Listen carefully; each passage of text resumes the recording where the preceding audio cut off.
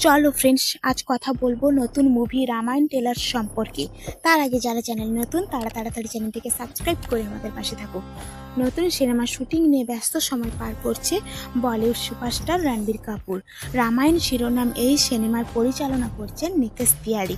সিনেমাটিতে রণবীর কাপুর ও সাই পল্লবীকে দেখা যাবে রাম ও সীতার ভূমিকায়।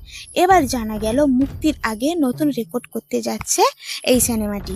ভারতের সবথেকে ব্যয়বহুল হতে চলেছে সিনেমাটি। বলিউড ভিত্তিক পোর্টাল বলিউড হাঙ্গামার খবর, 835 কোটি রুপি নির্মাণ করা হয়েছে রামায়ণ সিনেমাটির জন্য। আর এই সিনেমাটি হচ্ছে এ পর্যন্ত বলিউডের সবথেকে বেশি ব্যয়বহুল সিনেমা। তাও খরচ হচ্ছে কেবল রামায়ণের পার্ট 1 বানানোর জন্য।